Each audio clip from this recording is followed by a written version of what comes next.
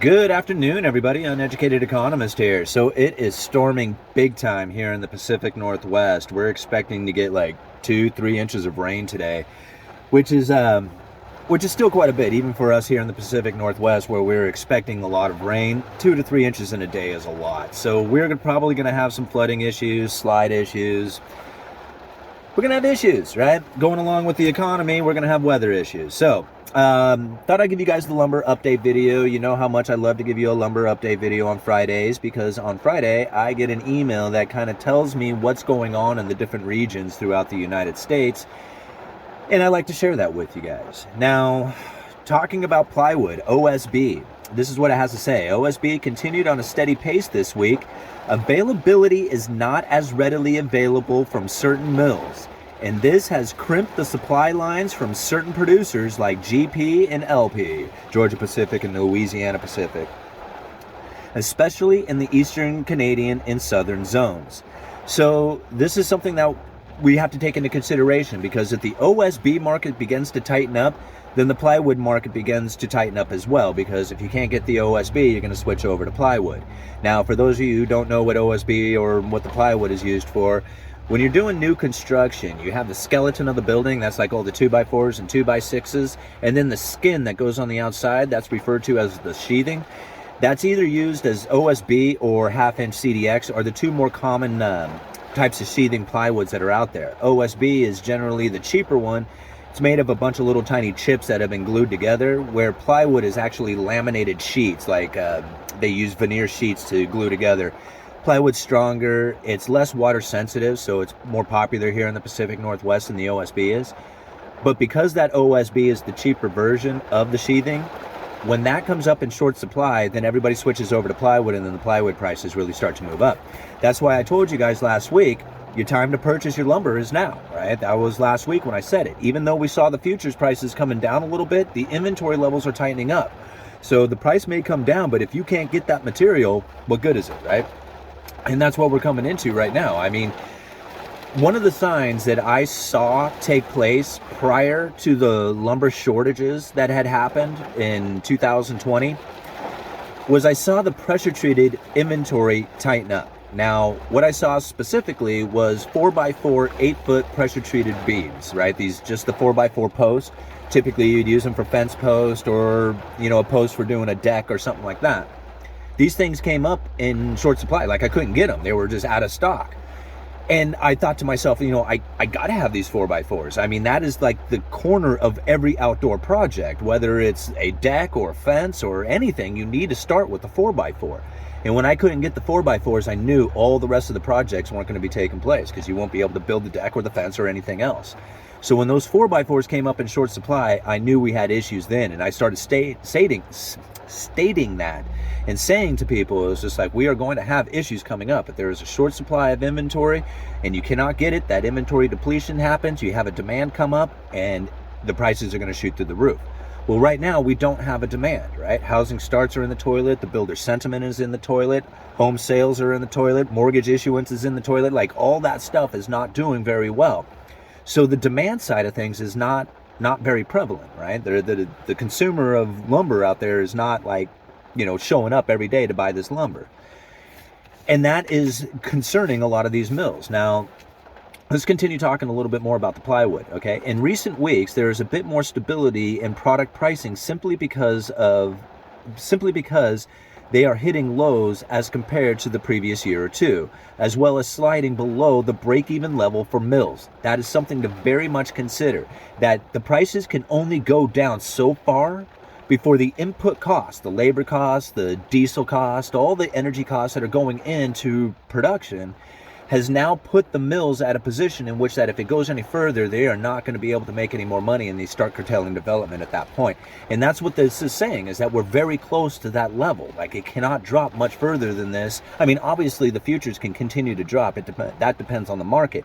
But the mills themselves are saying, I don't have to produce at this lower level, and they won't. I mean, they will shut down production like right now, especially in the British Columbia area, because those guys are high cost, high output producers. And so when the cost goes up and the price comes down, those guys are like, nope, we're done. And they produce so much of it up there that it impacts the inventory levels here in the United States. I mean, we've got to think, we get 20% of our softwoods, the framing lumber that we use here in the United States, comes from Canada. And I believe the majority of that comes out of the British Columbia area. All right, let's continue on here with the southern yellow plywood, right? So that was fir plywood that I was talking about. Now we're talking about southern yellow plywood. Southern yellow plywood. Here we go. With pricing levels off some sorry guys.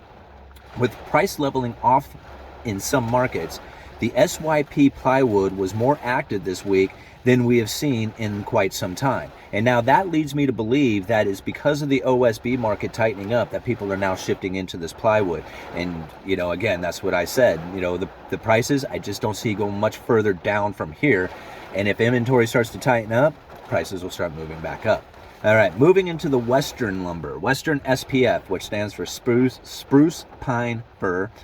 Sales of Western spruce were slow this week as distractions of another interest rate hike and U.S. elections seem to weigh heavily on buyers' minds. Mills have built a decent order file and have been content to hold prices above the Random Lengths print.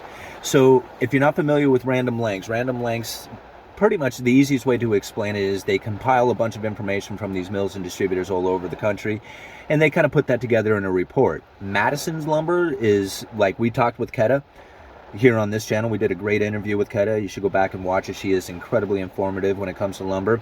Her business, Madison Lumber, does something very similar to it, and in her company, Madison's Lumber report, is the older version of what Random Lengths is doing. Random Lengths is more popular because of their bigger name, but Madison Lumber has been doing the very same thing and has been doing it longer.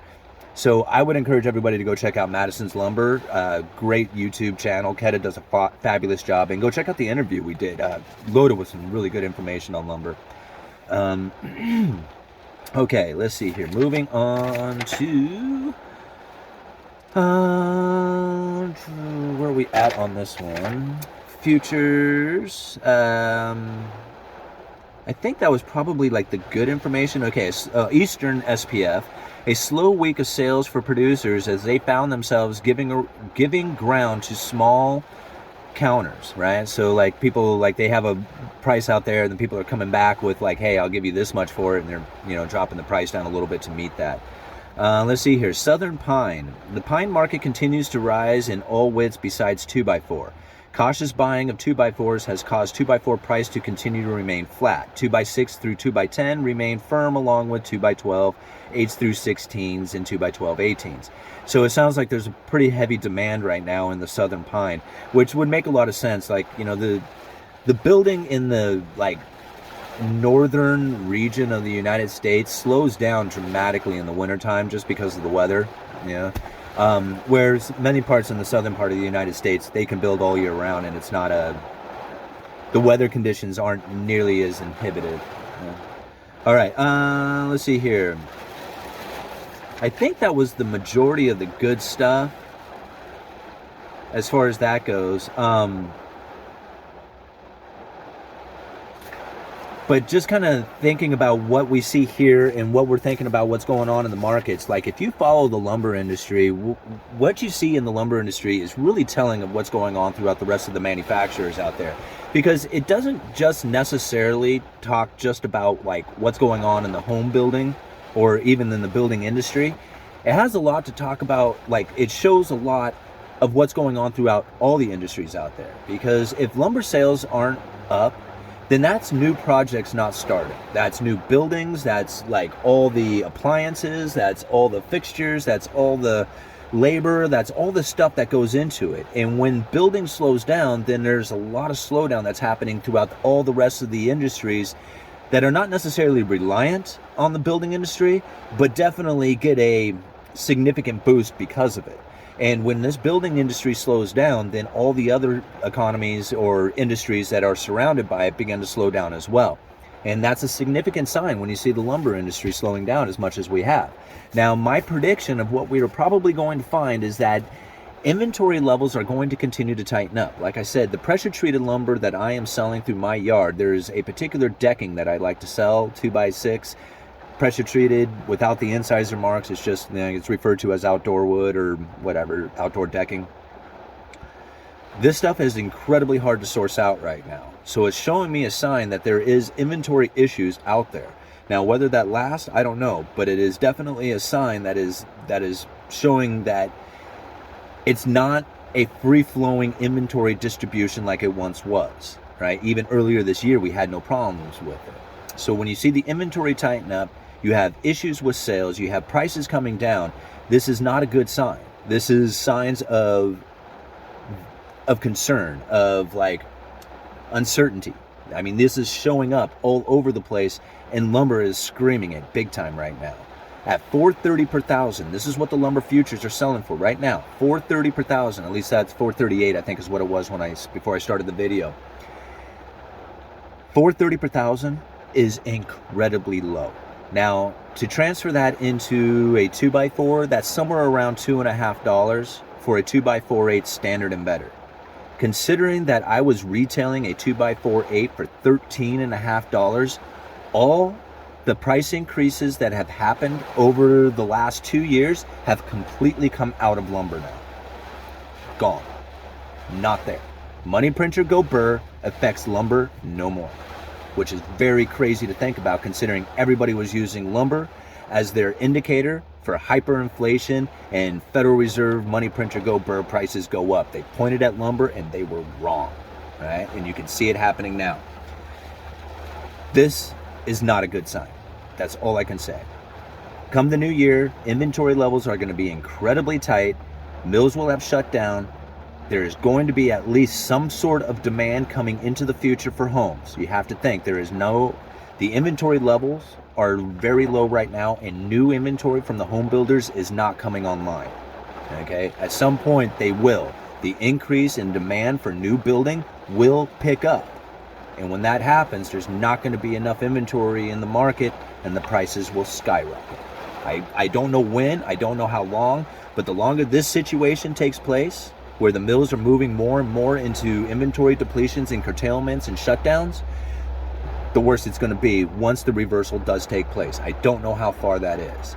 I'm assuming it's probably going to be somewhere after the new year that we find the inventory levels hit their absolute tightest and prices start to move up.